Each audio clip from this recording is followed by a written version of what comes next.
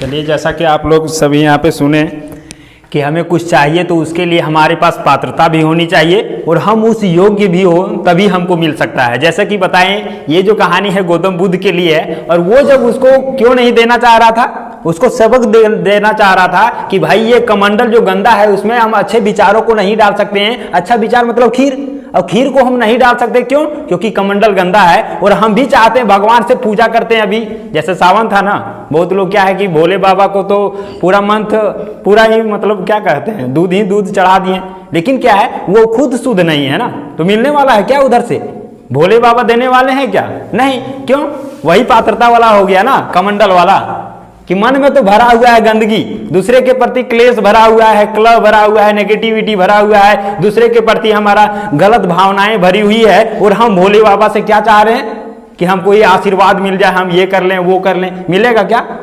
नहीं मिलने वाला है। क्यों? क्योंकि वो बता दिया कि तुम इस जो गंदा है पात्र उसमें तुम नहीं डालना चाहे ये खीर, जिसको हम दिन भर में ना चाहें तो कितना भी बार बना सकते हैं। और एक अच्छा विचार, एक अच्छा सद्वाक्य या फिर एक अच्छा वरदान तुमको हम कैसे दे दें नेगेटिविटी में, है ना? तो इसके लिए हमें खुद को शुद्ध करना होगा, हमें खुद को बेहतर बनाना होगा, तभी हमें कुछ बेहतरीन चीज मिल सकता है। ठीक है, तो ये हम कहेंगे दोस्तों यहाँ पे कि जैसे आप जानते हैं कि प्रकृति जब भी कुछ देता है ना तो सबको इक्वल देता है, सबको बराबर देता है। ऐसा नहीं कि आपको कुछ कम दे। आप गरीब घर में जन्मे हैं तो आपको नहीं मिलने वाला है, और कोई अमीर घर में जन्मा है तो उसको ज्यादा मिलने वाला है। ऐसा होता है क्या?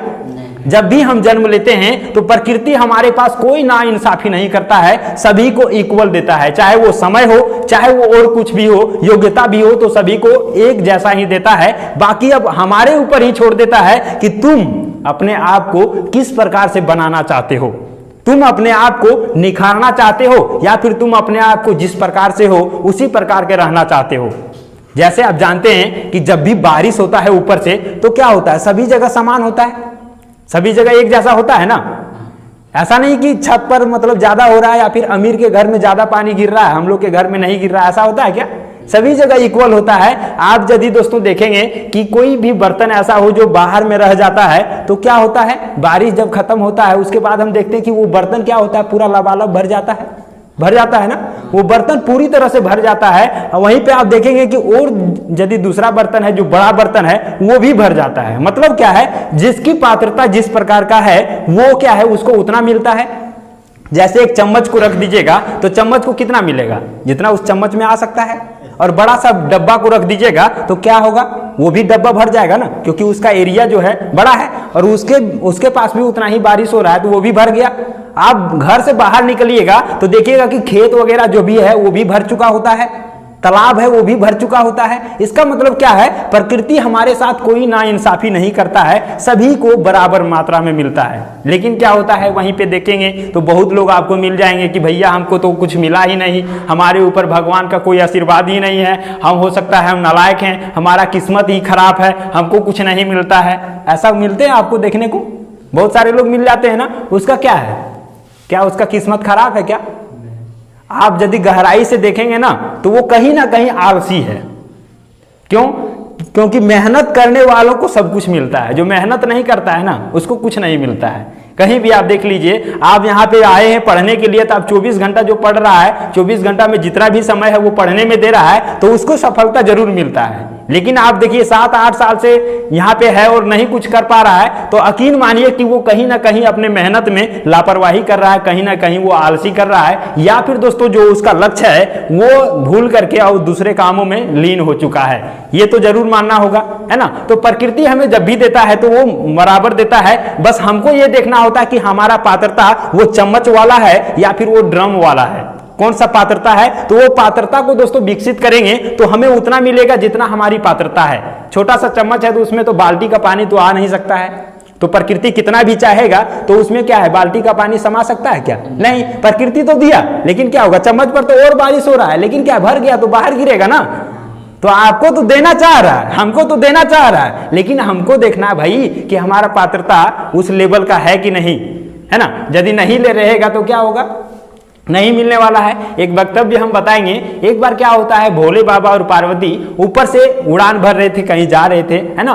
तभी क्या होता है कि पार्वती जी देखते हैं नीचे में एक व्यक्ति होता है, एक गरीब होता है जो झोपड़ी बना करके क्या है मतलब कोई लगा दिया साइड से और रह रहा होता है वहीं पे, है ना, नीचे। और क्या है, दोनों पति पत्नी रो रहा होता है, बिलख कर रहा होता है कि भगवान हमारे ऊपर रक्षा करो, हमारा दया करो, हमें खाने का नहीं है, कुछ नहीं है। और यही दया को जब पार्वती जी सुनती है ना, तो शंकर भगवान से कहते हैं कि प्रभु जी ऐसा कीजिए ना, देखिए ये जो गरीब है नीचे में, ये कितना रो रहा है, बिलख रहा है, और आपका नजर उस पर नहीं जा रहा है।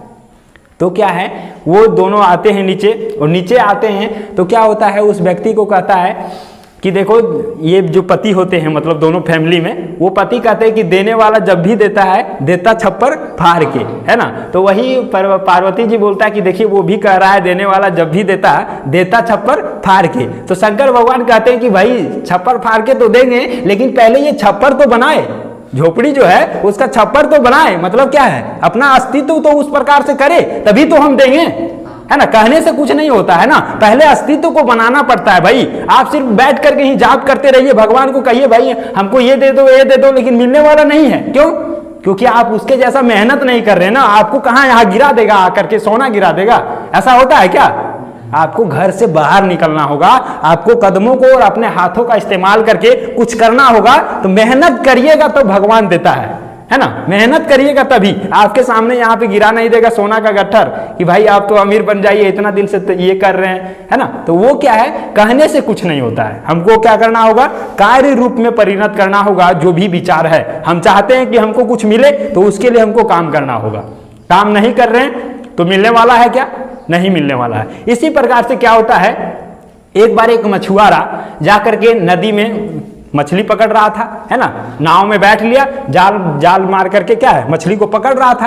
अब पकड़ रहा था, क्या होता है, पुल के ऊपर से एक व्यक्ति उसको गौर से देख रहा होता है बहुत देर से कि भाई ये मछुआरा जो है मछली तो पकड़ रहा है, और जाल जब फेंकता है तो उसमें कई प्रकार की मछलियां आती हैं। कुछ छोटे मछलियां भी होते हैं, कुछ बड़े मछलियां भी होते हैं। और जब वो जाल को खींचता है और जाल को जब नाव पर लाता है, तो क्या देखता है कि वो ऊपर से व्यक्ति जो देख रहा है वो देखता है कि भाई इतने सारे मछली आया इसमें, लेकिन जो मछुआरा है वो उन सारे मछलियों में से जो छोटे मछलियां हैं उसको निकाल करके अपने जो उसका ये कंटेनर था, मतलब बर्तन था, उसमें रखता था, और जो बड़ी मछलियां हैं उसको फिर से पानी में छोड़ देता था।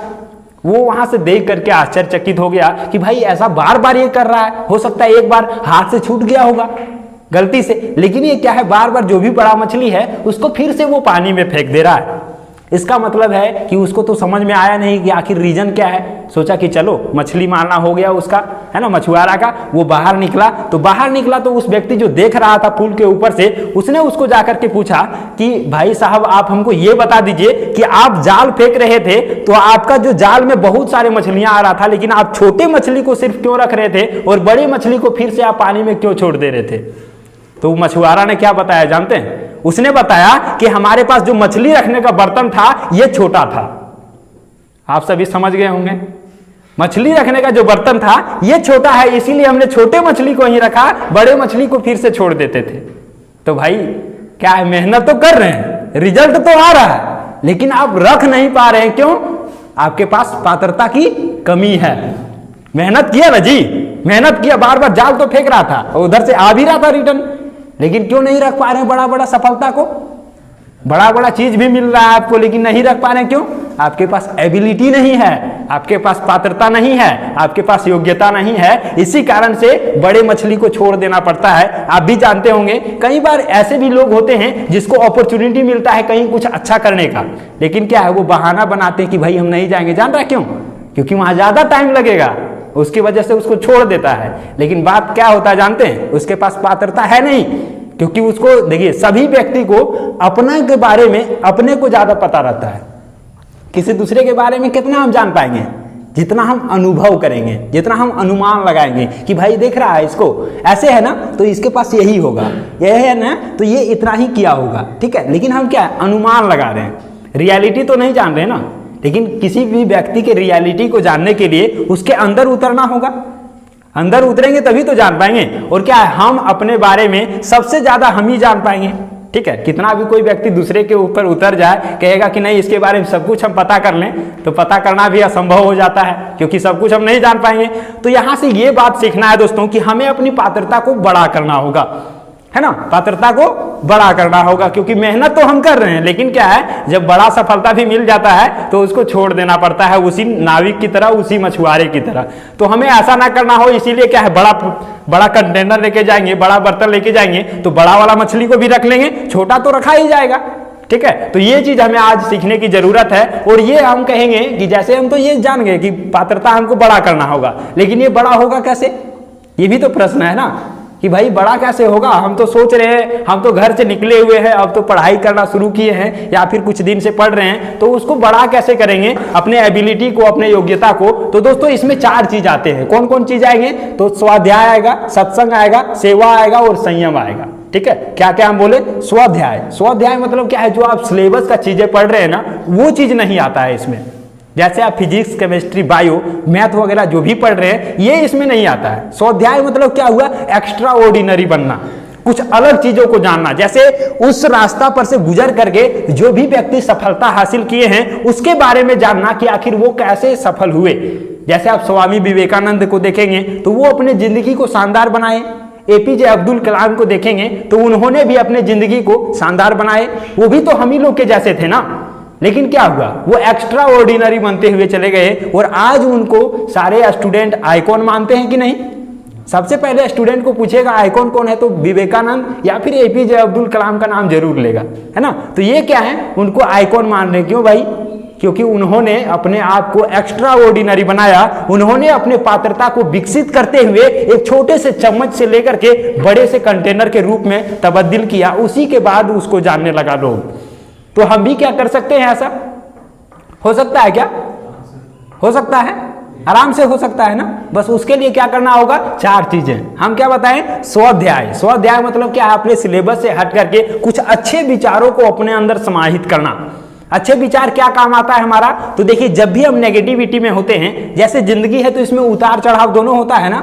कभी हंसी भी होता है, कभी दुख भी होता है, कभी मुश्किलें भी होती है, कभी कभी लगता है भाई बहुत अच्छा हो गया, है ना, कभी कभी कठिनाइयां नहीं होता है। तो क्या है, सभी को जब हम एक साथ लेकर के चलना है तो उसको क्या करना होगा, हमें बैलेंस बना करके चलना होगा ना। क्योंकि आप मान लीजिए दुख में रोने लगे और खुशी हुआ तो उसमें तो हंस रहे हैं, तो क्या है, दोनों को क्या करना होगा, बैलेंस बना करके चलना होगा। तो वही स्वाध्याय सिखाता है कि आखिर आपको लगेगा कि भाई हमारे पास मुश्किल आ रहा है, तो देखेंगे कोई महान व्यक्ति ऐसा भी हुए हैं जिनके पास मुश्किलें था, जिनके पास समस्याएं था, तो वो वहां से आप सीख पाएंगे कि नहीं, उसके पास मुश्किलें था तो हमसे भी वो नॉर्मल था, लेकिन बना क्या, बहुत बड़ा। तो क्या हमारे भी जिंदगी में मुश्किलें आ रहा है तो उसको हम झेल सकते हैं, उसका सामना कर सकते हैं ना। ऐसा नहीं ना कि मुश्किलों के समय हम टूट जाएंगे, और मुश्किलें तो सबके जिंदगी में आता ही है। ठीक है, तो पहली चीज स्वाध्याय हो गया। दूसरा क्या है, संयम। संयम क्या होता है, संयम देखिए वैसे 2-3 प्रकार के संयम होते हैं ना। क्या है, एक समय संयम। समय संयम मतलब क्या है, जो भी समय हमारे पास है वही जो भी महान व्यक्ति हुए उसके पास भी था।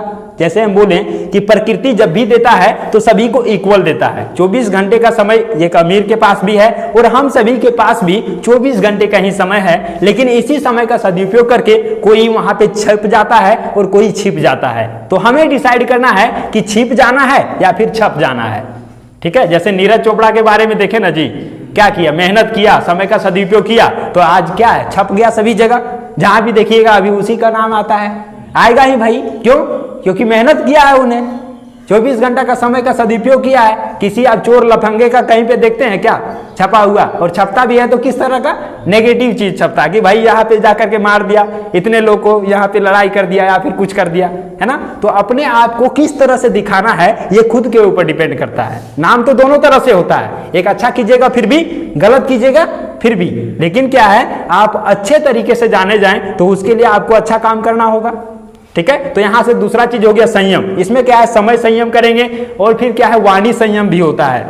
वाणी संयम मतलब हम जो बोल रहे हैं, क्या हमारे बोलने पर कंट्रोल है, क्या हम जो बोल रहे हैं कहीं भी कुछ भी बोल दे रहे हैं तो उसके वजह से लड़ाई भी हो सकता है, झगड़ा भी हो सकता है, और कहीं कहीं आपके बातों का इतना बड़ा सा खुलासा हो जाता है कि उसके वजह से पहाड़ बन जाता है सामने, सिर्फ आपके बातों से ही। कभी कभी लगता है भाई अब इसके बाद होगा क्या, ये तो हमने बोल दिया, है ना। जैसे कई बार होता है लड़का लोग कुछ अपशब्द ही बोलते हैं, गाली गलौज कर देते हैं, तो उसके वजह से क्या होता है कि बहुत सारे समस्याओं का सामना करना पड़ता है। और आपके उस वाणी की वजह से सिर्फ आप ही डिस्टर्ब नहीं रहते हैं, आपके इर्द गिर्द में जितने भी लोग हैं आपके जान पहचान के, उनको भी डिस्टर्ब रहना पड़ता है। तो क्यों ना हम अपने शब्दों का चयन करके उसका उच्चारण करें जब भी हमें बोलना हो। इसीलिए कहते हैं ना, कुछ भी बोलने से पहले 100 बार सोच लेना चाहिए, विचार कर लेना चाहिए कि हम जो बोल रहे हैं वो हम अच्छा बोल रहे हैं या फिर खराब बोल रहे हैं। अच्छा, इसका इम्पैक्ट कितना पड़ेगा, अच्छा इम्पैक्ट पड़ेगा या फिर खराब इम्पैक्ट पड़ेगा, ये चीज देखना बहुत जरूरी होता है। ठीक है, तो वाणी का हमें संयम करना चाहिए। क्या बोलना है, कम ही बोलिए, लेकिन क्या है, शुद्ध और स्वस्थ और अच्छा बोलिए। ठीक है, दो चीज क्लियर हो गया। तो यहाँ पे देखिएगा कि हमारा वाणी जो होता है ना, उसी वाणी से कहीं पे हमको लड्डू भी मिलता है, रसगुल्ला भी मिलता है, और कहीं कहीं इसी वाणी से हमको चप्पल भी खाना पड़ जाता है। देखे हैं किसी को, बहुत सारा न्यूज में भी देखे होंगे कि यही आवाज से ही, बोलने से ही क्या हुआ, मार भी खाया। ठीक है, तो ये चीज ध्यान रखना है। तीसरा क्या है हमारा, सत्संग। सत्संग मतलब क्या हुआ, ये बाबा वाला सत्संग नहीं, ये जाना है हमको बाबा बन जाना है, सन्यासी बन जाएंगे, तो वो सत्संग नहीं है। सत्संग मतलब क्या है, अच्छे लोगों का संगति।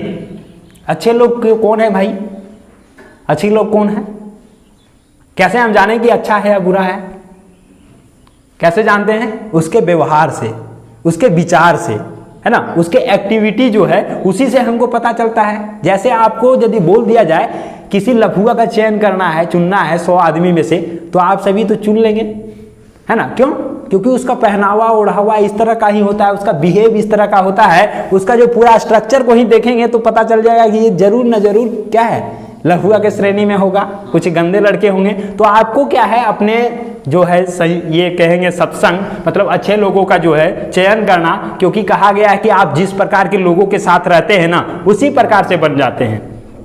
ठीक है, और चौथा क्या है हमारा, साधना। ठीक है, तो साधना में तो अभी हम बता ही दिए, जैसे मेडिटेशन करना है, और मेडिटेशन मात्र 20 मिनट समय निकाल सकते हैं 24 घंटा में। नहीं निकाल पाइएगा तो हम तो पिछले बार भी बताए थे कि 24 घंटा का आप रात में जाकर के सिर्फ 5 मिनट का निकालिए, और 5 मिनट में आप यदि लिस्ट बनाएंगे ना, तो आपको पता चल जाएगा भाई हमारा आज का समय कहाँ पे गलत जगह पर गया है, और उसी गलत जगह की टाइम को क्या करना है, ये 20 मिनट जो आप करेंगे साधना, उसमें दे देना है। तो आराम से दे सकते हैं। और आप यदि लिस्ट बनाएंगे तो आपको पता चलेगा कि 20 मिनट हमारा नहीं जा रहा था, बहुत सारा ऐसा टाइम है जो हमारा ये 20 मिनट हम निकाल नहीं पा रहे थे, लेकिन हमारा क्या है, अलग कामों में जो नहीं करना चाहिए, अननेसेसरी वर्क में हमारा समय चला जा रहा था, तो वो हमारा निकल सकता है ना आसानी से। और 20 मिनट यदि आप निकालेंगे सिर्फ साधना के लिए, तो आप देखेंगे, अभी से आप अपना एक फोटो खींच के रख लीजिए और 20 मिनट का साधना करते रहिए, और 1 महीना के बाद आप अपना फोटो ही मिलाइएगा ना, तो आपके चेहरे पर मुस्कान जरूर होगा, आपके चेहरे पर चमक जरूर होगा, आपके चेहरे पर लाली जरूर होगा। ऐसा नहीं कि उदास चेहरा बैठे हुए भाई लग भी रहा है उदासी जैसा, है ना, तो ऐसा नहीं होना चाहिए। अंदर से जो खुशी होता है, एक होता है कि फेस वाला कि अरे फोटो खिंचा रहे तो मुस्कुरा देना है ना, तो वो क्या है, सिर्फ दिखावटी है। लेकिन अंदर से जो खुशी होता है वो मेडिटेशन करने के बाद आता है। ठीक है, मेडिटेशन करने के बाद वो खुशी झलकता है, और वो खुशी किसी को मुस्कुराने नहीं कहता है, वो खुशी एनी टाइम बना रहता है, और फेस भी चमकता है, लाइट आता है। ठीक है, ऐसा नहीं सोया सोया समन। एक हमारे ही बैच के स्टूडेंट थे, हम लोग के साथ ही पढ़ते थे, तो क्या है, उसका कितना भी मेडिटेशन करने को कहा जाता था, लेकिन वो लड़का क्या है, बोलता था कि हम करते हैं, लेकिन क्या है, फेस बता देता है। मेडिटेशन जो करने लगा ना, उसका फेस बता देता है कि भाई मेडिटेशन करता है। ठीक है, लेकिन वो बोलता है, जब भी पूछा जाता था, बोला हाँ हम मेडिटेशन तो करते हैं, लेकिन क्या है, रियलिटी में वो नहीं करता था। और उसका जो फेस था क्या है, थोड़ा सा जब भी स्कूल भी आता था या पढ़ने आता था, लगता था कि भाई ये सोने जैसा ही है, और इसीलिए उसका नाम भी रख दिया था क्या, सोने वाला, है ना, सोने वाला, क्योंकि एनी टाइम उसी तरह लगता था। तो ऐसा नहीं है, आप यदि चाहते हैं कि अपना मन को कंसंट्रेट करना, तो ये चार चीज जो हम आपको बताएं, ये चारों चीज पर आपको काम करना होगा, और यदि आप इसका परिणाम देखेंगे तो आपको बेहतरीन परिणाम ही देखने को मिलेगा, है ना। तो 20 मिनट का हो गया, मान लीजिए टाइम भी आपको बता दें, 20 मिनट आप साधना किए, साधना करने के बाद 10 से 15 मिनट वो अच्छे साहित्य को पढ़ें, तो कितना हो गया, 10 ही मिनट जोड़ते पढ़ने का, तो 30 मिनट हुआ। ये सिलसिला हमारा चल चुका है, कोई ना कोई ये कारवा जुड़ते चला जाएगा, और ये मंजिल तक की जो सफर है, वो लाइन है, वो बनते हुए चला जाएगा। चाहे हम आए या फिर आप आए ना आए, कोई फर्क पड़ने वाला है क्या। संघ जो होता है, संघ में किसी एक व्यक्ति के चले जाने से कोई फर्क नहीं पड़ता है ना। कहीं आप देखें, मेला से एक आदमी घर चल गया तो मेला खत्म हो जाता है क्या, नहीं होता है, वो तो है ही, ठीक है। तो इसीलिए क्या है, आप रेगुलरिटी बनाएंगे और जो निरंतर रहते हैं उसमें क्या है, ये हमारा जो संगठन है अखिल विश्व गायत्री परिवार का, ये क्या है, बनो और बनाओ का संगठन है।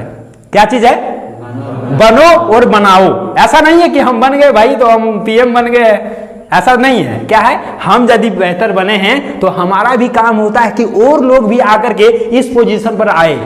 ठीक है, मतलब बनो और बनाओ। ठीक है, तो सारे लोग को यहाँ पे अपॉर्चुनिटी मिलता है आगे बढ़ने का, कुछ करने का। जिसके पास जो भी हुनर है, जिसके पास जो भी योग्यता है, जिसके पास जो भी एबिलिटी है, वो अपने योग्यता को निखार सकता है, बेहतर बना सकता है, अपने योग्यता का प्रदर्शन कर सकता है। सभी को यहाँ पे मौका मिलता है।